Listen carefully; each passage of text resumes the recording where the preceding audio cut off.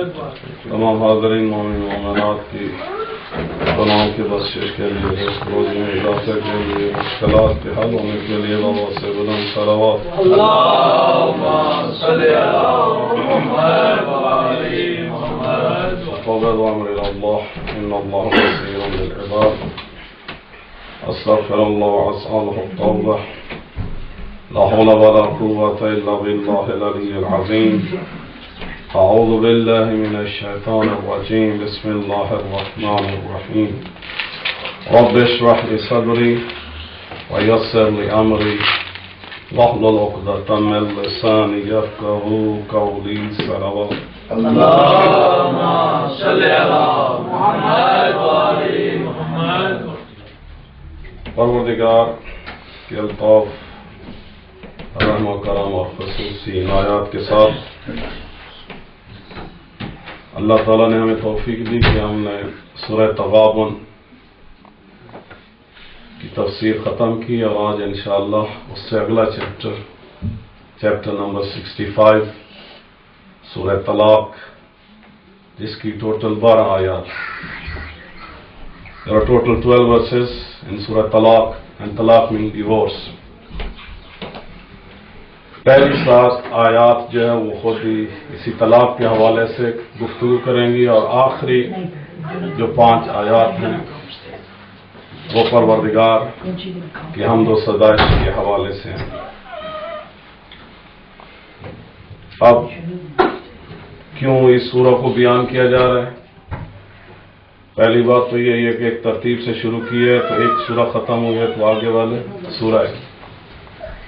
قرآن کا ہر لفظ، ہر حرف، ہر آیت اللہ کا کلام ہے، ہم سب کے لیے متبرک ہے.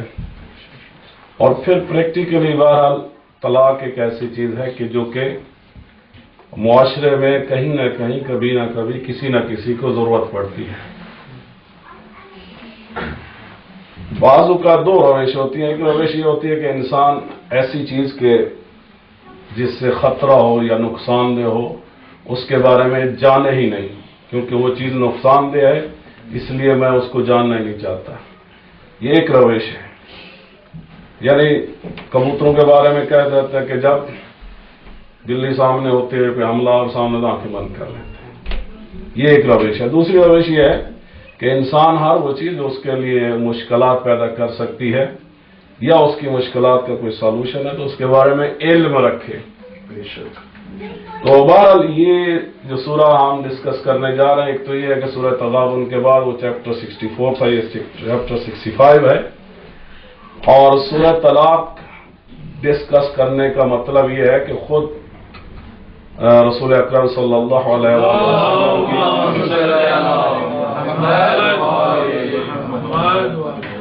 کی ایک حدیث کے مطابق جب کوئی مسلمان کسی مسلمان عورت کو طلاق دیتا ہے تو یہ عمل، طلاق کا عمل، عرش خدا کو ہلا دیتا ہے. اب خود عرش خدا کتنا عظیم ہے کہ جتنی بڑی کائنات ابھی تک ہمارے علم میں ہے وہ تمام کی تمام کائنات، خود اسی پلانٹ ارتھ کو دیکھ لیں کتنی ہیوج باڈی ہے. سارے پلانٹ، سارے سٹار، سارے گلیکسیز، سب کی سب کائنات اللہ کے عرش کے اندر سموئی ہوئی ہے. خود مثلا اگر ایک پتھر پڑا ہو اور 1 ٹن کا پتھر ہو تو اس کو ہلانا آسان نہیں ہوتا. زمین کو کوئی ہلانا چاہے تو وہ بھی آسان نہیں ہے، لیکن عرش خدا کو ہلانا حدیث یہ ہے کہ جب کوئی شخص طلاق دیتا ہے تو یہ عمل عرش خدا کو ہلا دیتا ہے. تو مطلب کیا ہے کہ ہمیں اس چیز سے اوائڈ کرنا چاہیے. دوسری حدیث یہ ہے کہ جب طلاق ہوتی ہے، طلاق دی جاتی ہے تو یہ چیز اللہ کو غضبناک کرتی ہے.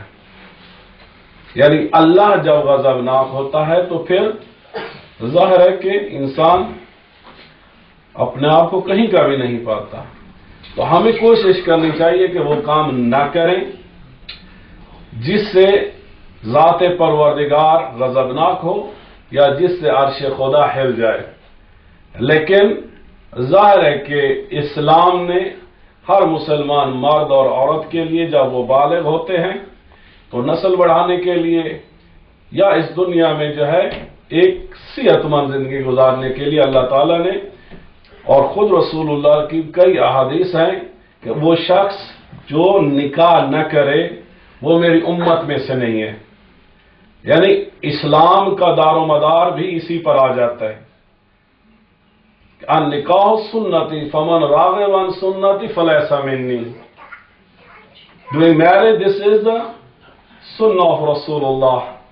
And anyone who is denying or who is not doing marriage, it means he is not Muslim anymore.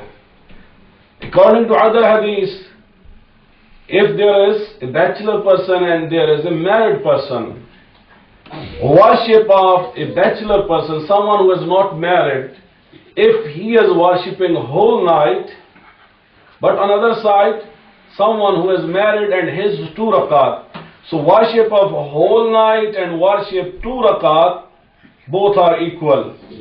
So someone who is married, his 2 rakat is equal to whole night worship of someone who is unmarried. And in other hadith it has been said, half of your faith that is in the marriage. Because if a Muslim is not married, maybe he will get involved in many sins. So marriage is a constitution which will protect a person, a Muslim, from the sins. And when marriage is protecting someone from the sins, it means that is enhancing his iman. So that is why it has been said that part of iman is in the marriage. So we have to understand both things. What is the importance of marriage, and when people are getting married, maybe they are having different problems. Maybe they are not compatible with each other due to any reason. Islam does not like someone go for divorce, but there is solution. If that marriage is not working, then this is a solution. But this is a solution. For this divorce, it has been said, this is halal, but doing this halal is equal to or near to haram. یعنی طلاق ہے تو حلال چیز، لیکن یہ ایسا حلال ہے جو کہ حرام کے بہت قریب ہے، یعنی جس کو ایوائڈ کرنا چاہیے. لیکن بہرحال مسلمان مرد یا عورت کے لیے ایک راستہ جو ہے، اگر بہت زیادہ لڑائی ہوتی ہے یا مشکلات ہیں یا بہت سارے مسائل ہیں، تو اس صورت میں ایک حل دیا اسلام نے. بر محمد والے محمد صلی تو انشاءاللہ جو طلاق کی مختلف اقسام ہیں وہ نیکسٹ ویک ہم ڈسکس کریں گے. آج صرف پہلی آیت کو ڈسکس کریں گے، اور طلاق کی صورت میں جو مختلف کنڈیشنز اللہ تعالیٰ نے بیان کی ہیں تو اس کو ہمیں نالج ہونا چاہیے، کیونکہ سونر اور لیٹر ہم سب نے، بہت سارے لوگوں نے جو بیٹھے یہاں پہ انہوں نے شادی کی ہوئی ہے، یا کچھ لوگ بچے جوان ہوں گے اور انہوں نے شادیاں کرنی ہیں. تو اس چیز کا علم رکھنا جو ہے ضروری ہے، تاکہ جب تک کنڈیشن طلاق کی پوری نہیں ہوتی تب تک طلاق ہوتی نہیں ہے. تو اس لیے اس چیز کو جاننا کہ جو خدا نے ہم سب کے لیے بیان کیا اس کو جاننا ضروری ہے. اب یہ 7 آیات ہیں سورہ طلاق کے اندر، اور تقریباً 20 آیات ہیں سورہ بقرہ کے اندر. آیت نمبر 220 سے لے کر آلموسٹ 241 تک، 1-2 آیات تھوڑا سا ڈیفرنٹ ہیں، لیکن یہ 20 آیات سورہ بقرہ کے اندر 2nd چیپٹر، اس کے اندر بھی اسی موضوع کو ڈسکس کیا گیا ہے.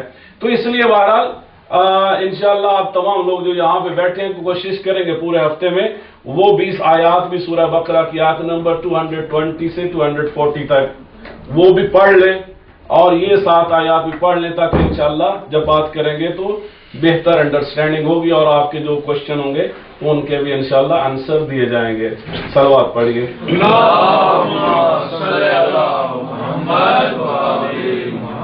بسم اللہ الرحمن الرحیم.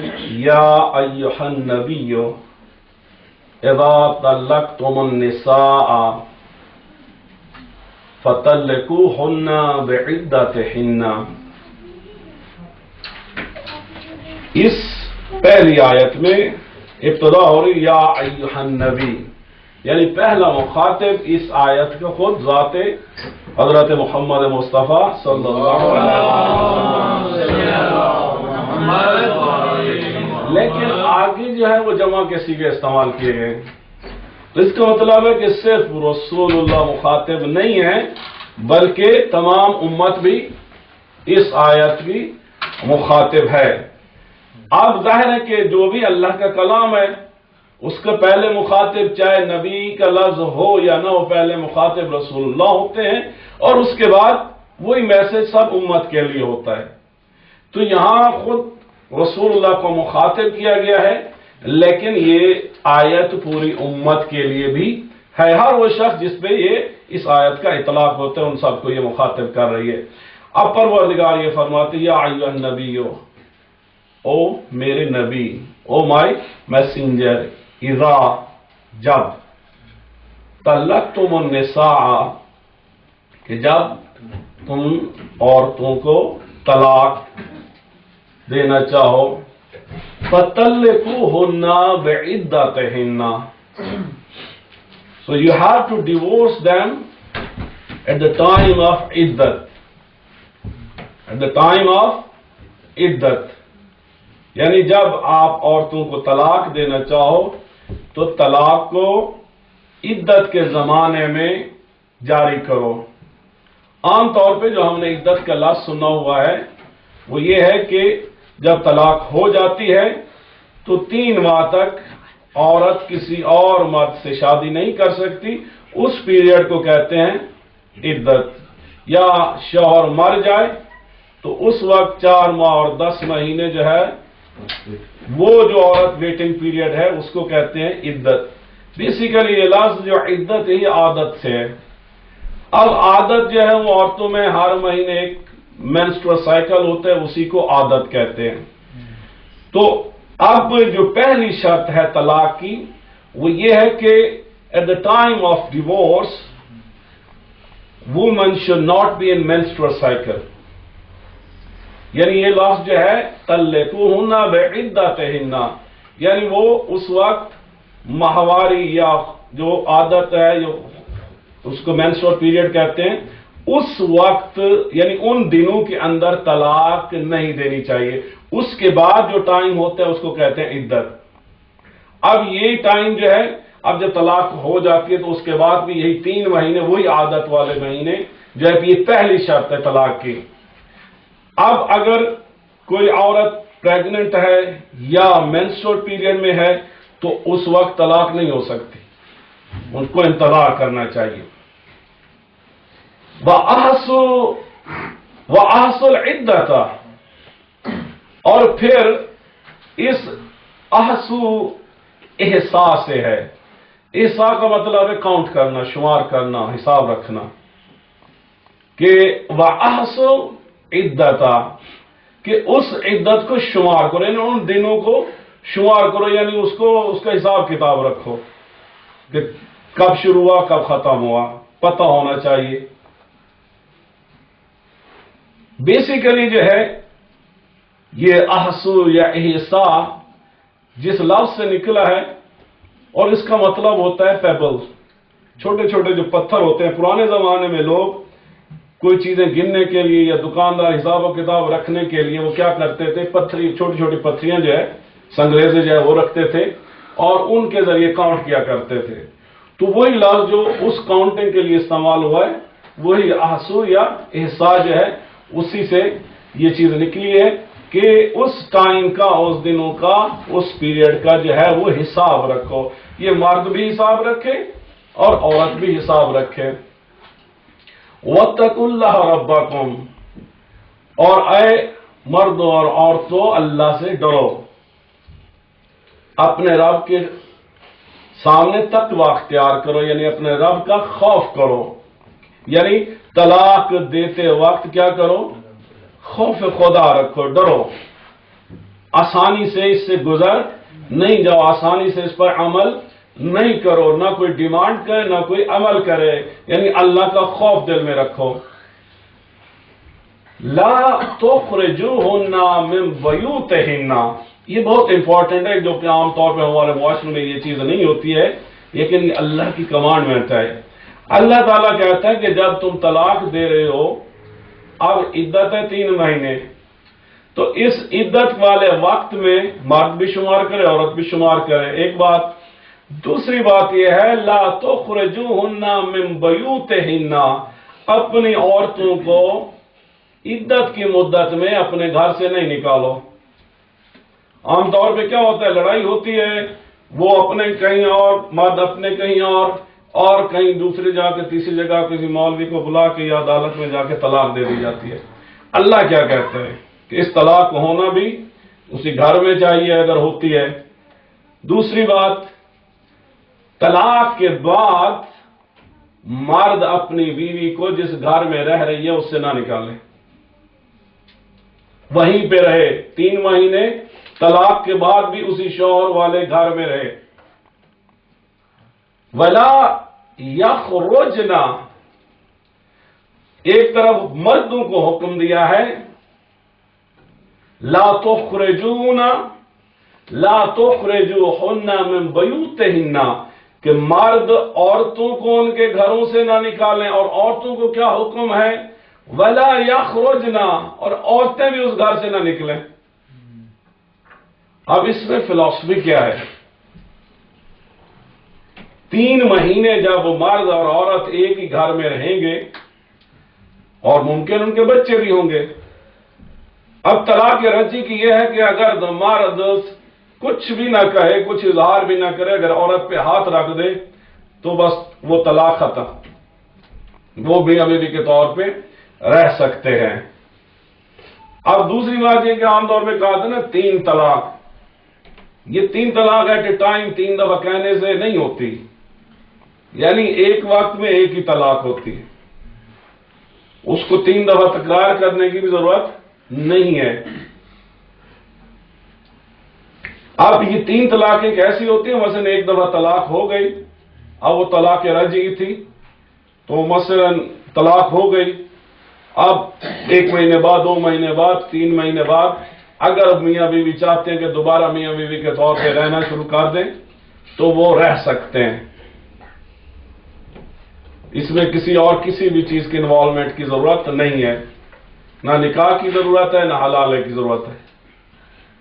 پھر ساتھ رہتے رہے، ممکن ہے 4 سال بعد 5 سال میں پھر مشکل ہوئی، پھر لڑائی ہوئی، پھر طلاق ہو گئی، تو پھر بھی جو ہے وہ دوبارہ اگر رجوع کرنا چاہیں تو کر سکتے ہیں، لیکن پھر کچھ عرصے کے بعد اگر تیسری مرتبہ جو ہے وہ طلاق دی جاتی ہے تو اس کے بعد پھر رجوع نہیں کیا جائے، ڈائریکٹ رجوع نہیں کیا جا سکتا، اس میں پھر جو ہے وہ حلالہ انوالو ہوتا ہے، اس میں یہ ہے کہ وہ عورت پھر کسی اور مرد کے ساتھ یعنی عدت گزارے، پھر کسی اور مرد کے ساتھ شادی کرے، اور وہ شادی بھی اس نیت سے نہیں ہونی چاہیے کہ میں اس سے شادی کر کے طلاق لے کے پہلے والے مرد سے پھر شادی کروں گی، اس نیت سے بھی نہیں ہونی چاہیے۔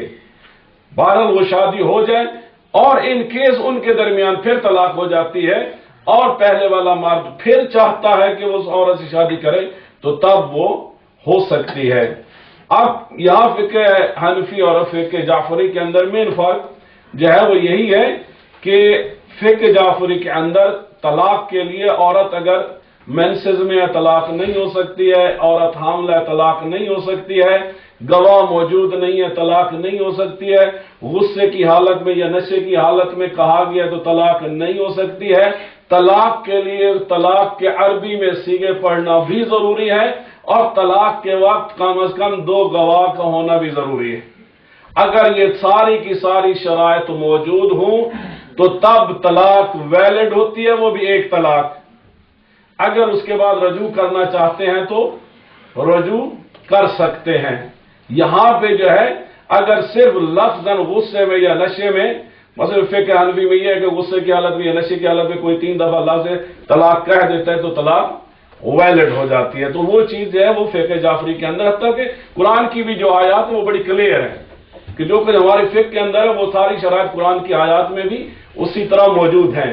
اب پہلی بات یہ ہے کہ اس آیت میں جو اللہ تعالیٰ حکم دیتا ہے وہ کیا ہے کہ اس عدت کو، یعنی یہ طلاق کب ہوگی؟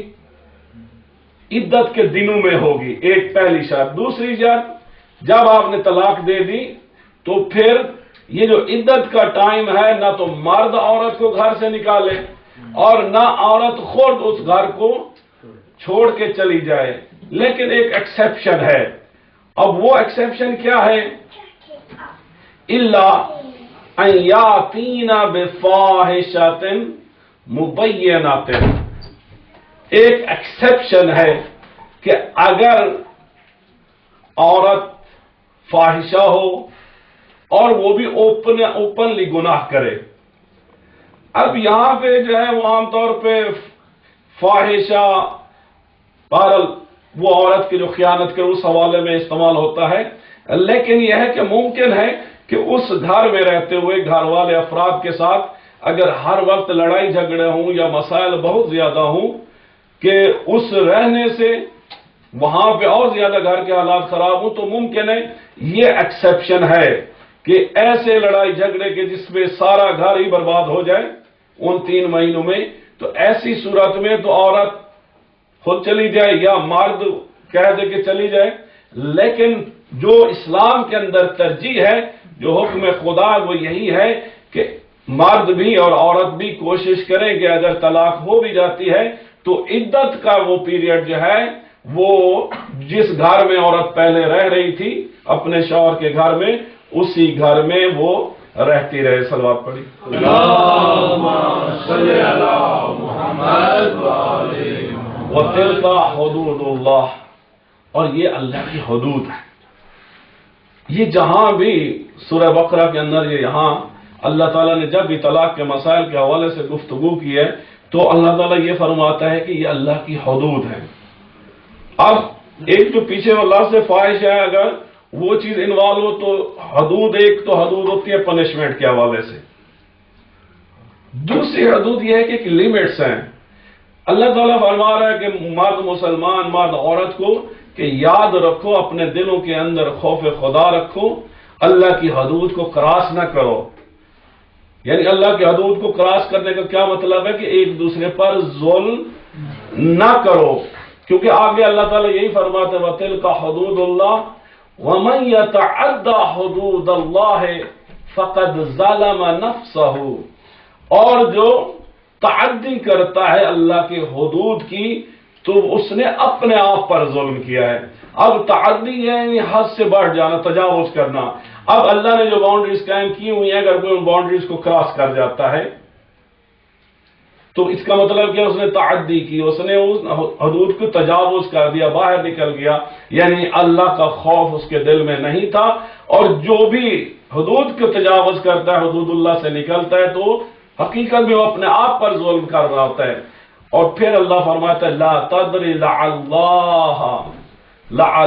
اللہ یحدث بعد ذلك امرا، لا تدری یعنی تم جان بھی نہیں سکو گے، یعنی ممکن ہے کہ تمہارے وہم و گمان میں بھی نہیں ہے، کیا شاید لعل اللہ یحدث بعد ذلك امرا، کہ وہ جو 3 مہینے اللہ کہہ رہا ہے کہ گھر سے نہ نکلو، تو ممکن ہے تمہارے وہم و گمان میں بھی نہ ہو اللہ تعالیٰ کوئی ایسا امر، کوئی ایسی بات، کوئی ایسا راستہ، کوئی ایسے دل میں محبت، کوئی ایسے دل کے اندر رحم ڈال دے گا کہ جس کی وجہ سے ایک نئی چیز واقع ہوگی اور وہ تمہارے لیے بہتر ہوگی۔ تو یعنی اللہ تعالیٰ کہتا ہے کہ اگر تم اللہ کا خوف دلوں کے اندر رکھتے ہو تو پھر تم اللہ کے حکم اور حدود کے اندر رہو، تو خداوند متعال تم گمان بھی نہیں کر سکتے، سوچ بھی نہیں سکتے، تمہیں خبر بھی نہیں ہوگی کہ اللہ کوئی ایسا راستہ، کوئی ایسا دروازہ کھولے گا کہ جس سے تم پھر شیر و شکر ہو جاؤ گے، پھر تمہارے درمیان محبت ہو جائے گی، پھر تمہارے درمیان وہ اختلافات ختم ہو جائیں گے۔ اور محمد والے محمد صلی اللہ علیہ وسلم۔ ابھی چند منٹ ہیں، اس حوالے سے اگر آپ لوگوں کے ذہنوں میں کوئی سوال ہو تو موسٹ ویلکم۔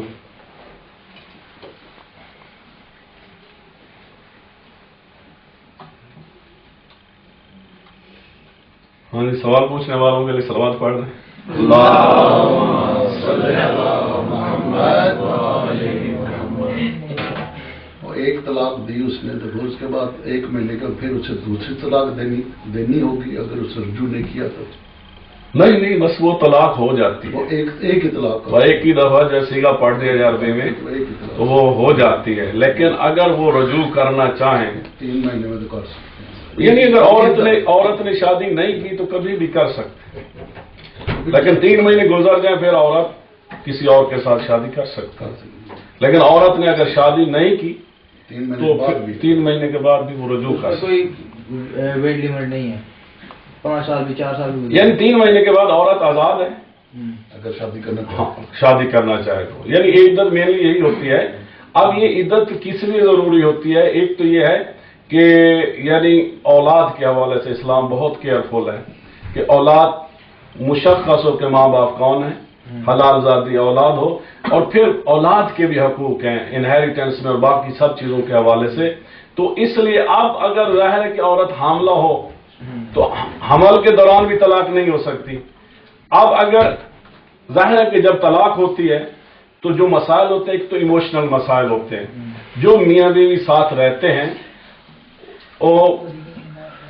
وہ ممکن ہے کبھی بھی ایک سکسیسفل لائف کسی اور سپاؤس کے ساتھ نہ رکھ سکیں، آپس میں ان کا بھی مسئلہ ہے، لیکن شاید بعد کی لائف میں بھی کوئی کسی اور کے ساتھ ایک بات پاسبلٹی ہے، دونوں پاسبلٹی ہیں۔ ایک بات، دوسری پاسبلٹی یہ ہے کہ اگر بچے ہیں تو اب بچے ماں کے ساتھ رہیں یا باپ کے ساتھ رہیں تو وہ سفر کرتے ہیں، دونوں ماں باپ کی محبت۔ مثلا صدام کے حوالے سے کہا جاتا ہے کہ چھوٹا سا تھا، اس کا باپ مر گیا، اس کی ماں نے اور شادی کی، وہ باپ اس پر ظلم کرتا تھا، اب اس کے ظلم کے اس میں بہت ساری اور بھی کوئی وجوہات ہو سکتی ہیں، لیکن ایک وجہ یہ بھی بیان کی جاتی ہے کہ صدام اتنا ظالم کیوں تھا، وہ ریونج لیتے ہیں اپنی ناکامیوں کا یا اپنی محرومیوں کا۔ تو بہرحال یہ مسائل جو ہے طلاق کی صورت میں عاطفی مسائل ہیں، اجتماعی مسائل ہیں، تو یا پھر یہ ہے کہ معاشرہ جو ہے وہ ان کو اس طرح قبول نہیں کرتا۔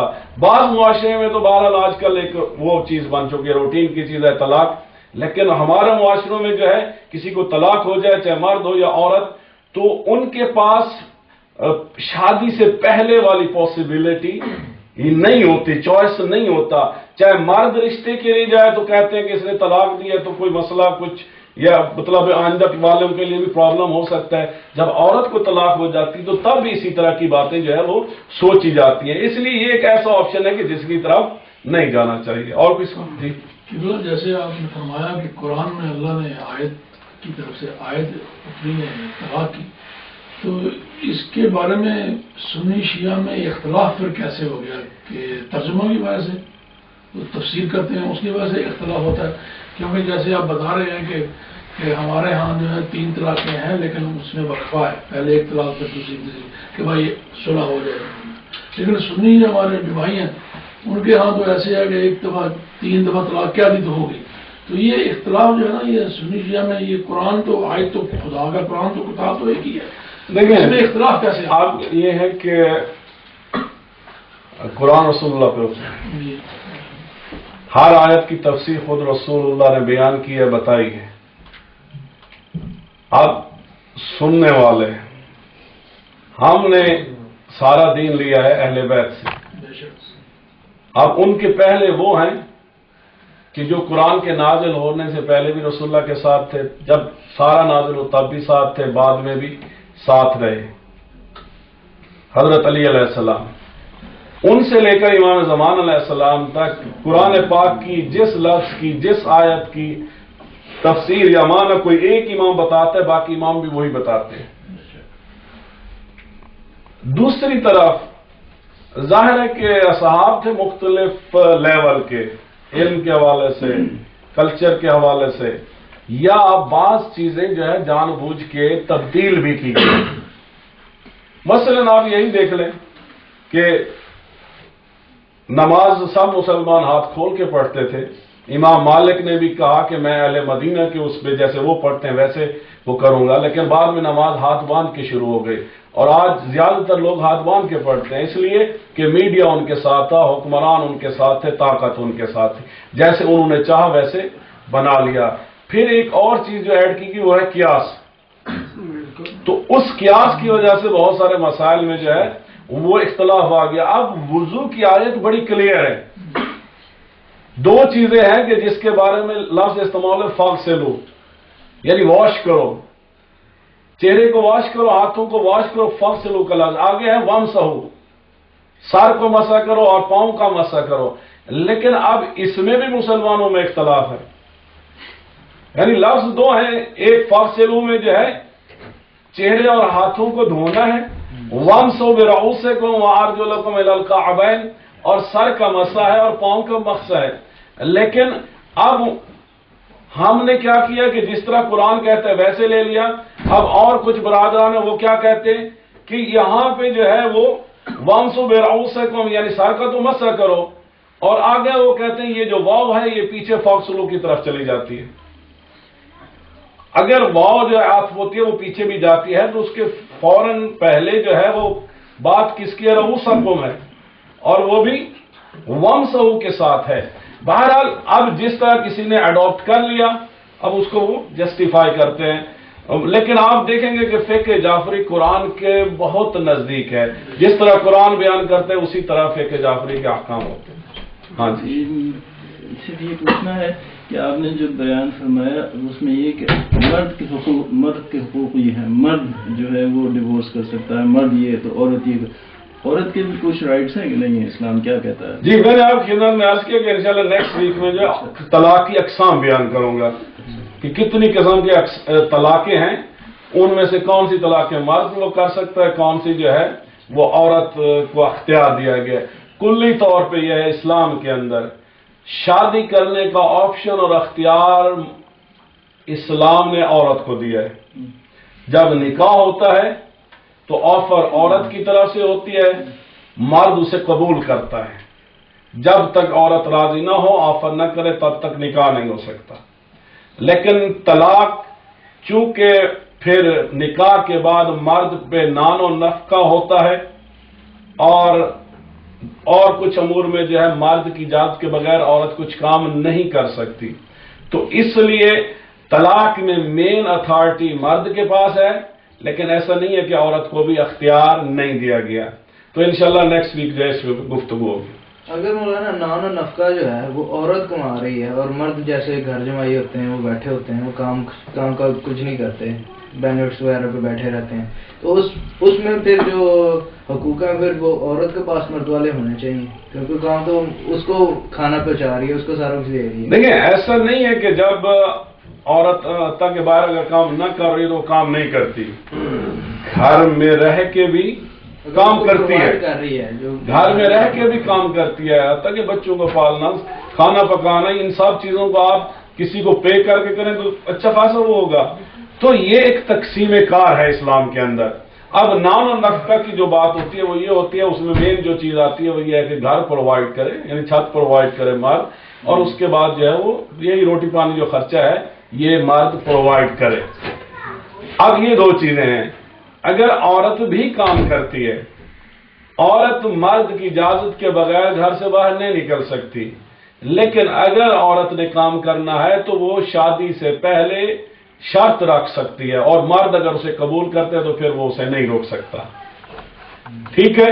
اسی طرح یہ ہے کہ عام طور پہ جو عورتیں باہر کام کرتی ہیں پھر مرد یا تو گھر کے کام کرتے ہیں یا تقسیم ہو جاتا ہے، لیکن ہے تقسیم کار. اب اگر مرد بینیفٹ لے رہا ہے تو وہ بھی انکم ہے نا. اب جس طرح کی بھی ہے تو انکم ہی، اور وہ انکم اگر گھر کے اخراجات پہ خرچ ہو رہی ہے تو ہو رہی ہے. لیکن یہ ہے کہ اسلام یہ کہتا ہے کہ شادی کے بعد عورت مرد کی اجازت کے بغیر گھر سے باہر نہیں نکل سکتی، اور مرد کا مال کو بھی خرچ نہیں کر سکتی بغیر اجازت کے. تو اگر کوئی کام کرنا چاہتا ہے چاہے ایجوکیشن کے لیے، جاب کے لیے، اور شادی سے پہلے وہ شرط رکھتے ہیں اور مرد مان لیتا ہے تو پھر نہیں روک سکتا. لیکن اگر باقی چیزیں اگر بعد میں انوالو ہوتی ہیں تو وہ ایک الگ بحث ہے، لیکن یہ ابتدا کی بحث ہے. آخری کوشچن کوئی ہے؟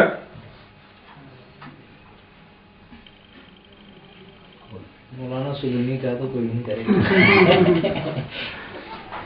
اللهم صل على محمد وعلى محمد. اللهم كن لوليك الحجة بن الحسن صلواتك عليه وعلى آله في هذا الساعة وفي كل ساعة وليا وحافظا وقاعدا وناصرا ودليلا وعينا حتى تسكنه ربك طوعا وتمتعه فيها طويلا. پروردگار ہماری دعا و عبادات و نماز کو قبول و منظور فرما. پروردگار شب جمعہ شب رحمت ہے، ہم سب کے گناہوں کو معاف فرما، ہمارے والدین کے گناہوں کو معاف فرما، ہماری اولادوں کے گناہوں کو معاف فرما، ہمارے مرحومین کو بخش دے، خصوصاً وہ مومن مومنات جن کے لیے کوئی دعا کرنے پروردگار ان کو بخش دے. امام زمان علیہ السلام کا جلد ظہور فرما، ان کی زیارت سے مشرف فرما. اے اللہ ہم سب کو اہل قرآن سے عشق کرنے کی توفیق عطا فرما اور قرآن کا روضہ باشر ہمارا شفیع قرار دے. اللہم صل علی